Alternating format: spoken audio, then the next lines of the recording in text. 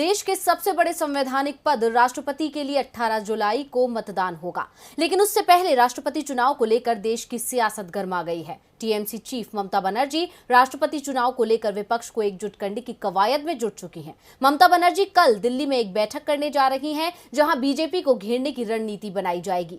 तो कौन कौन होगा इस बैठक का हिस्सा, देखते हैं ये रिपोर्ट। 2021 में पश्चिम बंगाल में मिली शानदार जीत के बाद से ही टीएमसी चीफ ममता बनर्जी विपक्ष को एकजुट करने में जुटी हुई हैं और इसी कवायद को आगे बढ़ाते हुए ममता बनर्जी आज दिल्ली पहुंच गई हैं। सीएम ममता के एजेंडे में इस बार राष्ट्रपति चुनाव में अपने उम्मीदवार को जीत दिलाना है, जिसको लेकर ममता ने कल एक महत्वपूर्ण बैठक बुलाई है।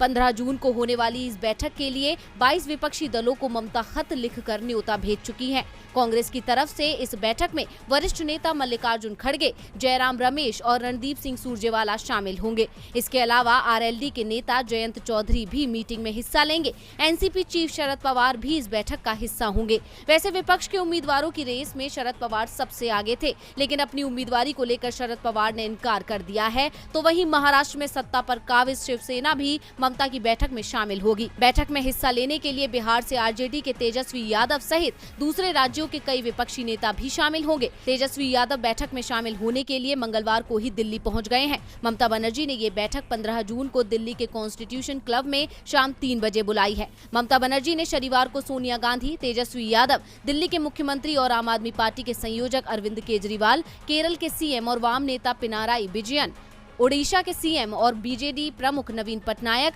और महाराष्ट्र के मुख्यमंत्री उद्धव ठाकरे समेत 22 नेताओं को चिट्ठी भी लिखी थी। कांग्रेस सहित सभी गैर बीजेपी दलों को एक मंच पर लाने की रणनीति के तहत ममता बनर्जी इस बैठक का आयोजन कर रही हैं। हाल के महीनों में राष्ट्रपति चुनाव को लेकर विपक्षी दलों की ओर से लगातार बैठकें और मुलाकात की गई है। दरअसल इस बार राष्ट्रपति चुनाव जीतने के लिए जितने वोटों की जरूरत है, उससे एनडीए गठबंधन को 13,000 वोटों की और जरूरत है। इसी कारण विपक्ष चाहता है कि आपसी सहमति से बीजेपी नीत एनडीए को मात देने के लिए राष्ट्रपति चुनाव में उम्मीदवार उतारा जाए। पहले ही मुश्किल में फंसी बीजेपी की ममता बनर्जी ने और मुश्किलें बढ़ा दी हैं। ऐसे में कल होने वाली बैठक पर सभी की नजरें टिकी हुई हैं।